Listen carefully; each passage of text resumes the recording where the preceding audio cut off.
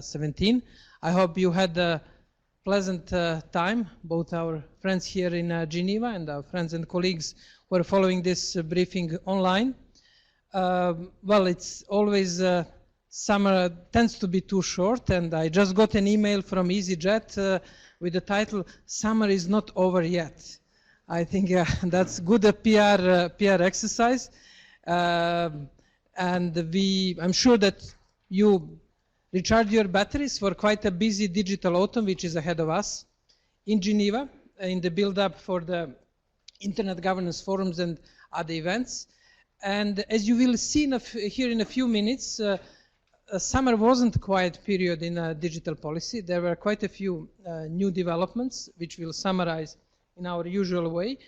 And then we will also try to indicate what are the major activities ahead of us in September, and how we can plan other activities during the autumn of this year. We'll start with the next slide, please. With a summary of the main events in July and August. There was the Security Congress APAC in Hong Kong, 5th Conference of the Regulators for Decent Work Network in Geneva.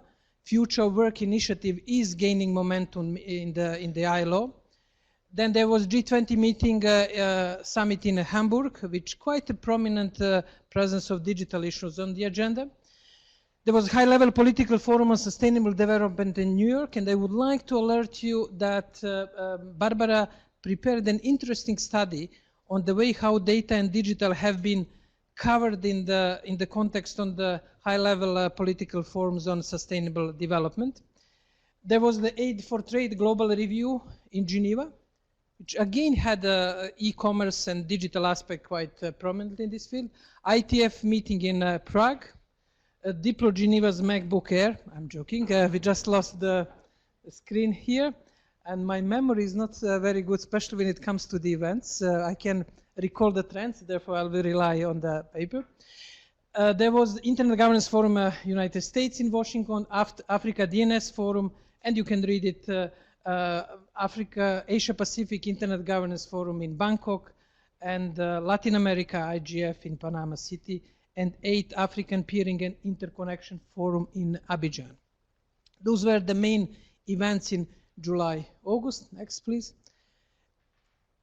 And based on these events, as always, you got the copies, and you have online copies of the barometer. And here is the summary how those developments were featuring on our survey of the major developments.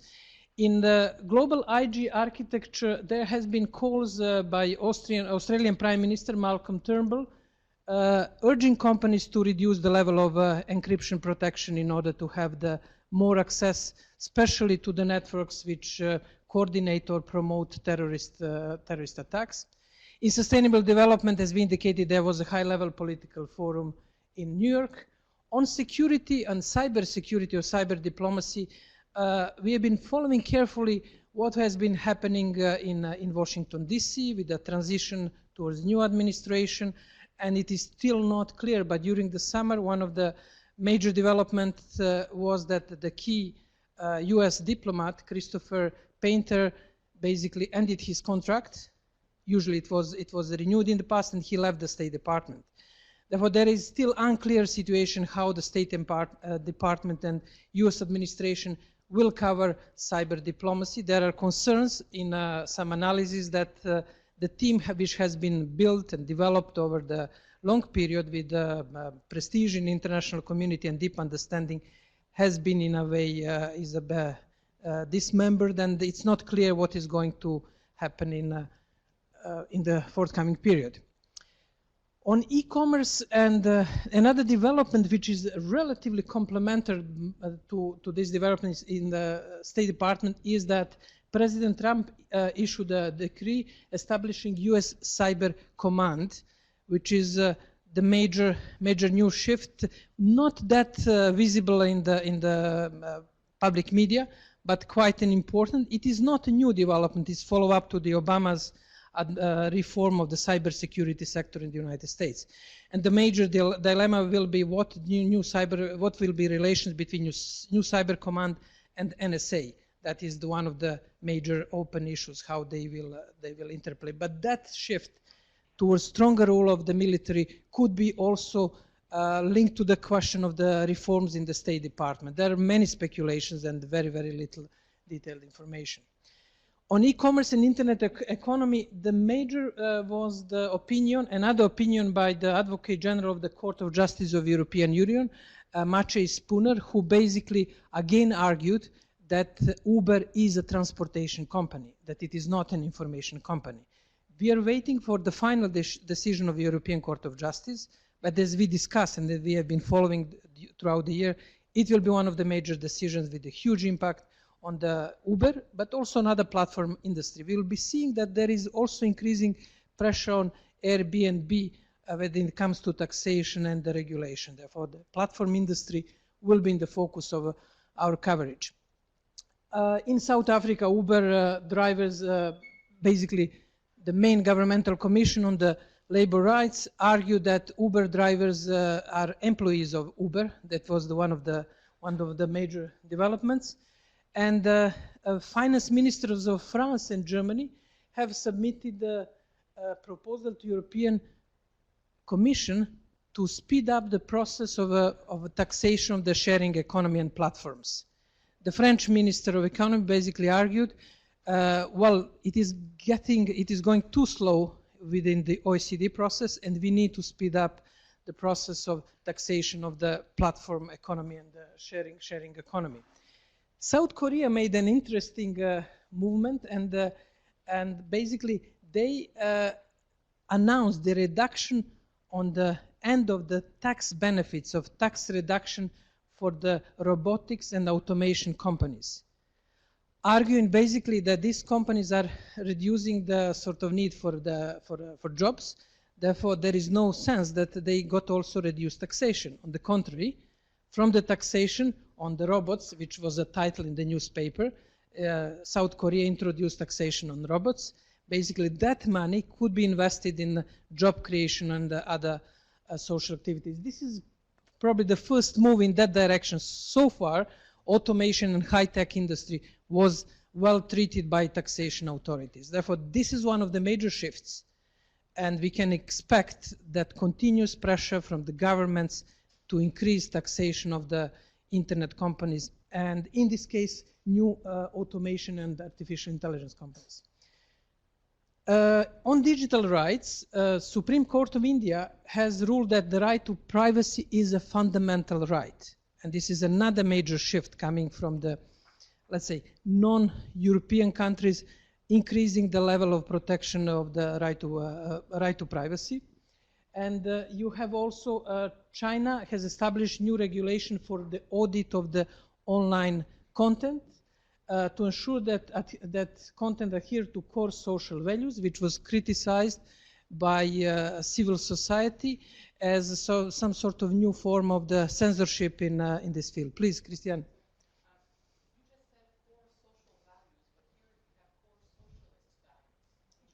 Core socialist values. Okay. We got the just correction from our colleague Christian that it's written across the socialist values. Okay. That probably interpretation is that it's not a synonym, but it has more or less the, in the Chinese context, similar relevance. But it's socialist values. You're right. Thank you, Christian, for careful, as always, careful reading of the text. Then we had the decision, continuous debate on the right to be forgotten, and France referred to European Court of Justice, basically arguing that the right to be forgotten should be extended to the global access to the not only to the local national access. Currently, if somebody requests in France right to be forgotten, it is applied only to the access in France to the particular websites. They are now arguing that it should be global, and it opened a really heated debate. Should French or European regulation affect the other countries? And that's, again, partially legal, partially political, and philosophical even discussion. Next, please. We had then a series of jurisdiction issues. International Court has opened in in China. It's the first court which is called Internet Court, dealing with internet disputes, domain name disputes. And it is opened in the hometown of Alibaba. And it's another new development with online submission of the cases and video broadcasting of the proceedings of this new court. There were also discussions on the Google trademark. Some activists in the United States basically arguing that Google became a part of daily language and that the Google company shouldn't have a trademark on the term Google, because when you search on the internet, we Google something. Therefore, there was an interesting case in front of the Supreme Court in the United States discussing if Google can have the protection of the trademark, given basically the success of the term itself. On infrastructure, we had ICANN's new empowerment community exercise its power for the first time by approving change to ICANN fundamental laws. And what's happened in July was interesting development and conclusion of the independent review process in ICANN, arguing basically that the decision of the ICANN's board on Amazon case has a serious procedural failures, and the views of the Amazon company were not heard in this proceeding. Just to remind you, there is a sort of competing claims between Amazon company, which is owner of the trademark Amazon, and which has a strong legal rights to the domain.amazon. They apply to get the domain. And that request was blocked by countries which are part of the Amazon basin, 12 countries, who basically argue Amazon company cannot have the right over this domain because it belongs to these countries and people in these countries. Government Advisory Council of the ICANN sided with the countries, and it was temporarily, there was a temporary truce in this legal battle, but now Independent Review Commission process basically argued that there are serious problems in the way how the Government Advisory Council made this decision. Then we will be we'll reflect later on the ban on VPN, virtual private network access. It's one of the major trends. And on net neutrality, that was very, very busy and dynamic summer. Internet companies, civil society arguing that basically change of net neutrality rules with the new administration can affect internet industry. David Kay argued that it can even affect the freedom of expression. Therefore, there is a strong public move in the United States to block the changes which are proposed by the Federal Communication Commission. On the 7th of September, there is a very interesting hearing in the US Congress, and that should be followed, because you will have on one side internet companies, Facebook, Google and others, arguing for the 2015 to the current regulation, and you will have telecom companies arguing for change of the regulation, which is now proposed by the Republican administration. So it will be an interesting debate on the 7th, which, as you know, whatever is decided about on net neutrality in the United States will affect the way how the other countries deal with these issues. Therefore, put it on your radar, this development.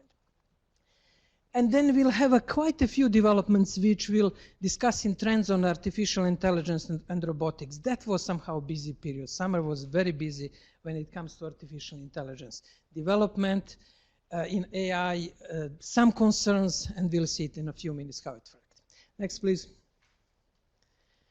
What were the top 5 trends in digital policy? Those were barometer, and now we're trying to highlight top 5 trends, the major echoing developments and underlying developments. Next, please. First was extremist context remains cause for concern. It is concern for governments and for the industry. For governments, it's coming from different sources. It is traditional, so let's say traditional, if I can call it, the question of the use of the internet for terrorist propaganda and the recruitment of the terrorists. That's ongoing concern, especially in Europe, in UK, France, Germany, countries which are exposed to the terrorist attacks, Spain and other countries which experience that. And there was another development which accelerated during the summer, were triggered by the protest in the United States. and use of the web to organize protests in Charlottesville, in Boston, to promote, to gather momentum for this protest. Therefore, there are two dynamics which are obviously different when it comes to the content, but with more or less the similar dilemmas. Can government, can private companies censor the content? Can they remove that on their own will? Some governments are very, very pushy, especially UK and Germany, that they should do that, and there are now threats about the punishment if they don't do that. There is increasingly concern in civil society, and Electronic Frontier Foundation basically criticizing some moves from GoDaddy website company, which removed the website of Daily Stormer from the basically domain name system. And generally domain name companies are uneasy of tolerating the registration of those websites. Now, the civil society activists, especially promoters of freedom of expression, argue that while in some cases it's justified, there is a dangerous precedent when the companies can decide if on their own will, basically using the contract. This is important, they use the contractual clause that they can remove the website, but gaining an additional power. Therefore, there is more and more push towards having some sort of due process in which such cases can be addressed and decided. And it is going to be on the radar of overall discussion in the coming period when it comes to the content. Next, please. Then there are countries that are increasingly banning access to the virtual private networks. You're familiar with the concept of VPNs. VPNs are used, for example, in China to bypass the firewall and to access the whole internet, including websites such as Facebook and Twitter, which are basically blocked in China. And it was some sort of tacit agreement that it was tolerated by authorities, it was used by companies, it was used as part of the site. Now, the latest Chinese regulation will ban use of the VPNs in China. Already a few big companies are under pressure, China Telecom and other major companies, but by February this law will become effective. Richard has a comment. Let me just close with another development is that Russia introduced also law banning access via VPNs and other anonymizers like Tor and other tools. These are quite two important developments because till now there was some sort of tacit, unwritten rule that VPNs can be used for parts of society who are interested to access the website which are not accessible generally by for normal user, and that channel is now going to be blocked. Richard, please. Yeah, I just wanted to make the quick point that the VPN issue is really tied to the encryption issue, because the reason that the Great Chinese Firewall, for example, doesn't work is because the VPN stream is encrypted end to end. And so if you solve the encryption problem, which a number of countries are saying, oh, we don't want undefeatable encryption, then you could allow VPN again, but then there's no point to it, right? Because the point of the VPN is to use the encryption to bypass whatever blockage might be in between. Thank you, Richard. And up to related to this point is also the WhatsApp is likely to be basically filtered and blocked in China, also because of the end-to-end encryption. Therefore, it's quite valid point. Therefore, this is another trend which will become quite important and visible in forthcoming period. Next. Then we already mentioned a few developments on the platform economy. Uber is temporarily suspended in the Philippines and Macau. We have the Advocate General Maciej Spooner's decision, second opinion, and it's very likely that European Court of Justice which rule that Uber is transportation, not information company. And basically all laws related to transportation company will apply to Google, like to taxi companies or bus operators or other companies. Next, please. We covered that in more details, and that will be, there was a busy summer for AI, for artificial intelligence and robotics, and there was development discussion was on impact on jobs, on taxation issues. South Korea announced this reduction of tax benefit for investment in automation. China announced their AI plans with an interesting development to basically catch up with the United States and other leading players till 2020. And by 2030, China should become the leader in artificial intelligence. The Minister Wu Gang from the Minister of Science and Technology in China basically established quite a big fund for the research on artificial intelligence, and it is going to be one of the major developments. Taiwan is also investing 500 million in artificial intelligence. In the United States, there are discussions on the impact on artificial intelligence on the policy, on the ethics. I'm sure that you're familiar with the Elon Musk statement that after the nuclear weapons, it is the most dangerous technological development for the future of humanity.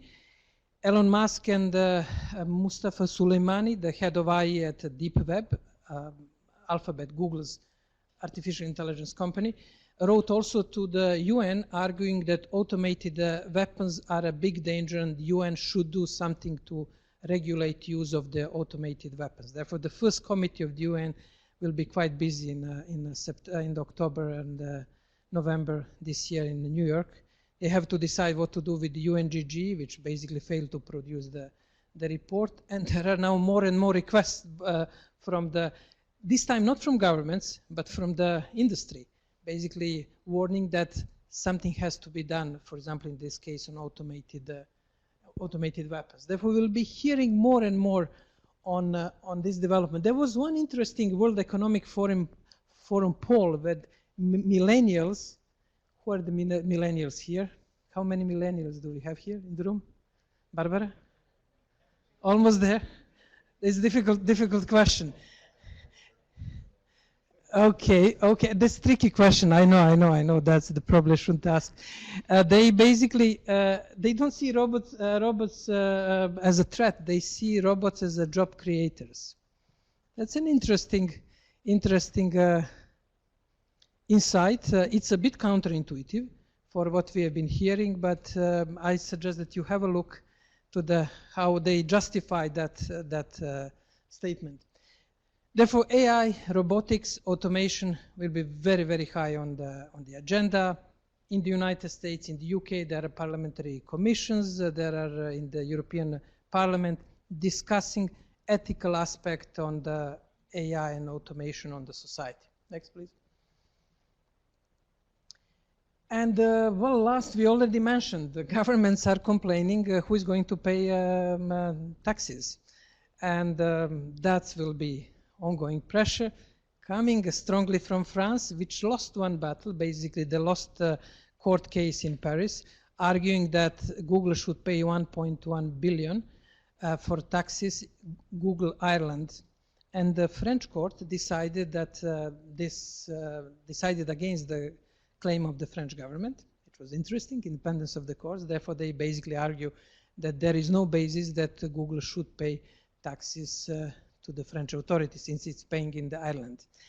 But we will be following carefully the question of taxation. It is the writing on the wall. French Minister of the Economy complained that the OECD process is too slow.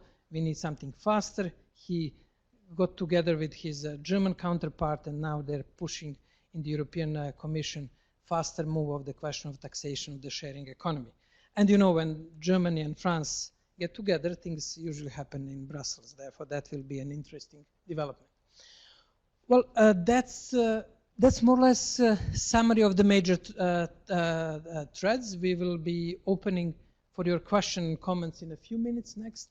Before we just summarize what we have ahead of us. You have here is the long list of events. One interesting in Geneva will be International Conference on the Economics of Innovation. Taxation will be there on the 4th and 6th September. There will be BRICS meeting. Blockchain Bitcoin Conference in Stockholm. APNIC meeting in, I guess in China. UK Internet Governance Forum in London. ITU expert group on ITRs. I'm sure that Richard can tell us more on that. And that ITU group on the Internet Physical Open Consultations meeting, LACNIC meeting, Internet Community, ISOC 25th anniversary in Los Angeles, and the broadcasting is worldwide. And very busy time at ITU, also telecom in Busan, working group on enhanced cooperation meeting at the end of the month, and WTO public forum meeting here at WTO, covering quite a bit e-commerce and digital commerce. This is another item that should be on sort of your radars. In the preparation for the ministerial meeting, WTO ministerial meeting in Buenos Aires, there will be one of the major topics is the question of interplay of the regulation and dealing with e-commerce. Next one. Then we have a press, the GIP will do press event. We'll have first civil society event co-organized with Internet Society Switzerland and a few other actors here in Geneva on the 15th of September. Then we have press event trying to prepare the press for the coverage of the Internet Governance Forum and the other events in the digital autumn. We have a launch of the digital commerce online course, which is now delivered for the trade ministries worldwide with the support of the United Kingdom and co-delivered by CATS International, UNCTAD, us and ITC, International Trading Center. We'll do reporting from the WTO Public Forum on internet-related issues in our regular way of reporting from each session, having daily summaries and the other activities. Briefing is on 26th. I won't be attending this briefing. My colleagues Marilia and Roxana and Stephanie will be here. I will be at that time, in San Francisco at the Swiss Next Center, discussing possible link between US Bay Area and European Bay Area, which we call it, or Lac Léman. What could be a possible links in humanitarian field? I'm sure you're familiar with the Microsoft proposal of digital Geneva Convention, and there are other issues. I will be in San Francisco, Washington, D.C., and New York during that visit. Therefore, I'll miss briefing. This is the name of the event in the San Francisco is Crisis Code, Humanitarian Protection in the Digital Age. And we'll have a 23rd issue of the Geneva Digital Watch at the end of the month. Next one. Next, please. Okay, I just would like to remind you that we have our new application deadliner. If you need to follow deadlines for the busy autumn, just subscribe to deadliner and you will get alerts about various deadlines that are coming on, and also timeline on the ICT developments. Another announcement is that we'll be celebrating 15 years of Diplo and 25 years of our research on internet and ICT and diplomacy on 17th and 18th of November in Malta, and I will be sending you more information. It will be an interesting event where we will be basically trying to see how we survived all hypes, all developments, and try to provide relatively substantive and neutral inputs to digital discussion over the last 25 years. And I'll keep you informed the ways and means how you can join us and how you can follow those discussions in Malta. Next. Okay, before we move to the local hubs and the discussion, it's now time for questions and comments here in the room and also from our online community. Let's see how we're going to start. Always, who's going to ask the first question? Well, Richard asked. Yes. Now, Richard. Richard's habit. Yes. Okay. Thank you. Sorry, Richard. First, I guess a comment and perhaps a bit of information sharing. So there's inside the Convention for Certain Weapons, there is a group of governmental experts that has been set up to discuss the issues of laws. Now, this group of governmental experts is scheduled to have its first meeting in November, and the letter that Elon Musk and 150 AI specialists sent was to this thing. Now, there's a problem here, is that this meeting may not take place because states are not paying their contributions to the CCW. And typically the states who are the most vocal in saying, we need a treaty on internet and controlling internet, are the ones that are not paying their contributions. So it's a bit of It's an interesting sort of dichotomy in that, you know, they have an opportunity here to discuss a topic that is very dear to their hearts and makes them very, very scared, and yet they are not taking the actual steps to allow this discussion to happen. So that was just one observation on that particular issue. The other thing that I would like to have more clarification on, and this is me, the student, asking you, Jovan, the teacher from our Internet Governance course, I would like to understand more what the peering and interconnection forum does. This is what the list of the events that happen over the summer that we saw at the beginning, and I see this all the time, and I've checked on their website, and it's not clear to me what this does, but I think it's something important. And I think, Richard, sometimes you talk to me about this because you say that, you know, the injustice for developing countries is related to this. So do you have any idea of what was the outcome of this forum? What's the result of it? Thanks. Good. First of all, thank you for the first comment, and I completely agree that there is a complete confusion in the digital policy space, if you can call it in the wider term, between the proclamations, the readiness to interact, readiness to use existing forums, and it is very, very politicized discussion, and it is important to bring facts to the reality, and thank you for bringing these facts that some countries are basically not sustaining their input. What is interesting on this point is that push is coming more and more from the private sector. We have Microsoft Digital Convention. We have now the Elon Musk and Deep Web trying to basically ask governments, hey guys, we have a limits how much we can do. You have to help us, otherwise all this development could turn very nasty. And that's an interesting new development. Now we won't ask Elon Musk and Tesla to pay for the governments for the maintenance of the commission, but it's an interesting development.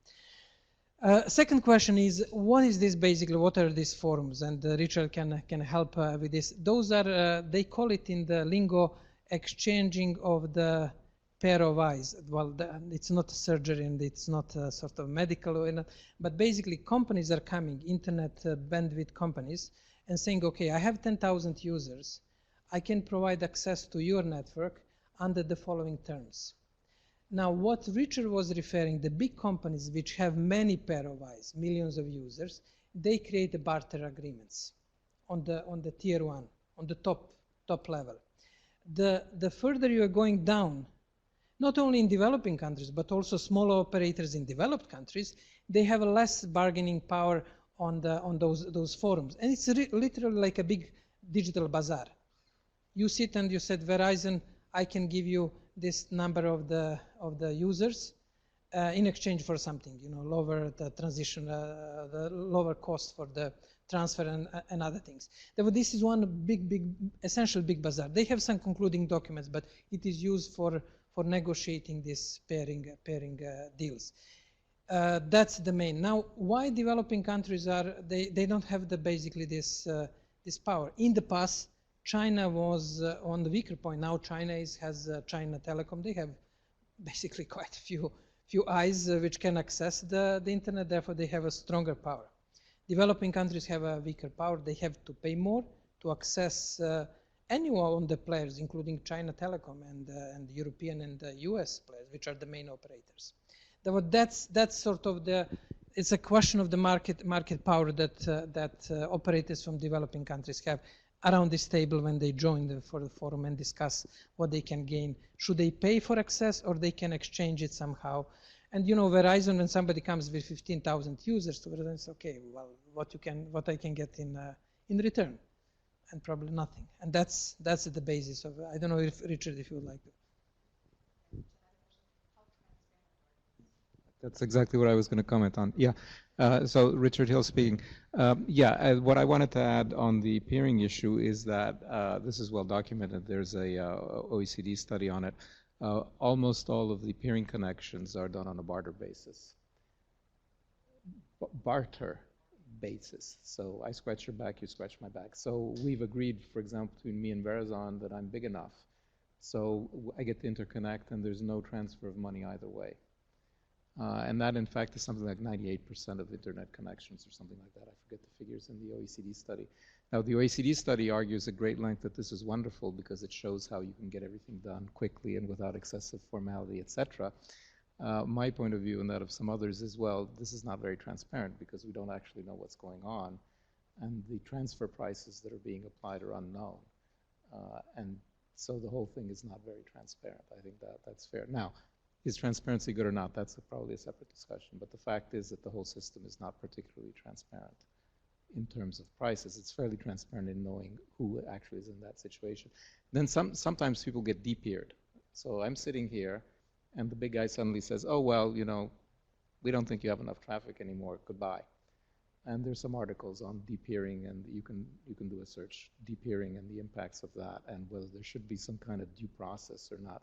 Typically there isn't, because this was all done on a handshake, so you don't like me anymore. Well, that's fine. You know, you had the right to do that. There's nothing I can do about it. So there's no real formal contractual framework for much of these agreements.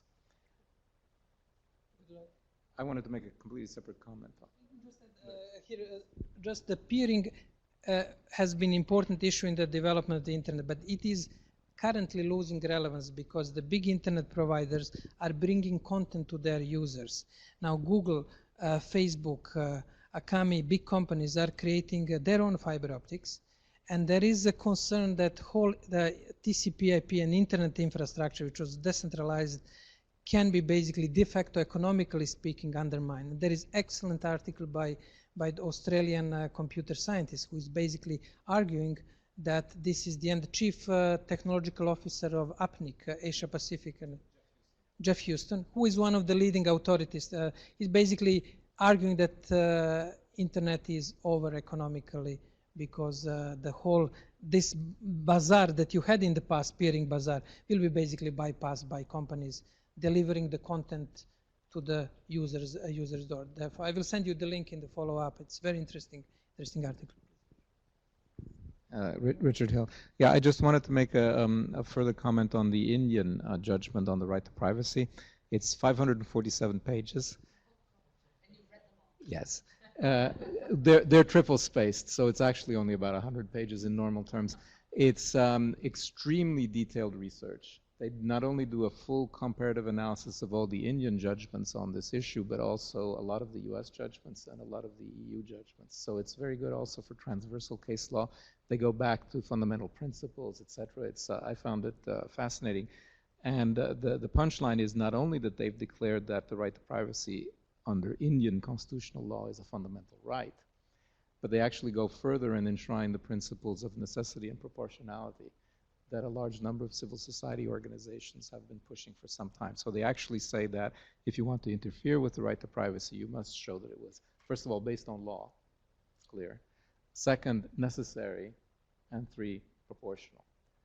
So that was a judgment in principle. Now, how it will actually apply in India to the specific case of the Indian government scheme of IDs will be very interesting. But in terms of principle, it's a very strong judgment.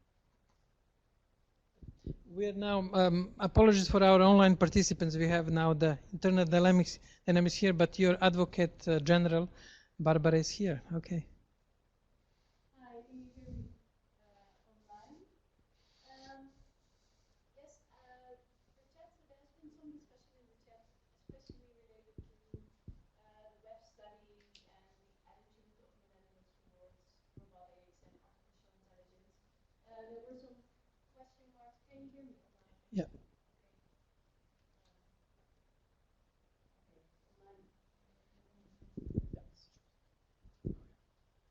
Can you hear me now? Yeah? Okay, perfect. So there have been some discussions online about millennials and their attitude towards artificial intelligence and the question of whether web study is accurate. Are millennials concerned, and should we all be concerned about artificial intelligence and robotics? And Michael made a very good point that this is, of course, a very nuanced issue. Artificial intelligence is such a huge branch and such a huge field, and it is very different to look at the kind of robotics that we are looking at. For example, autonomous weaponry was mentioned as something that we are all quite concerned about. There was also mentioning that Diplo is also a millennial.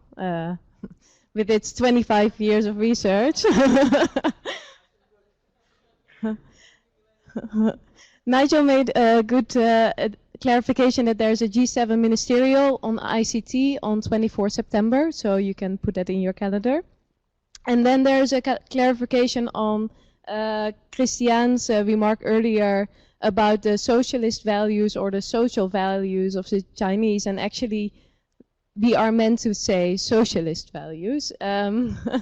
Yeah, we have been alerted that the new regulations are indeed aimed at adhering core socialist values, and this is kind of in line with developments back in June, when the Cyberspace Administration of China also blocked about 60 websites with popular entertainment news, because they wanted to proactively promote socialist core values, and this decision is in line of the developments in June.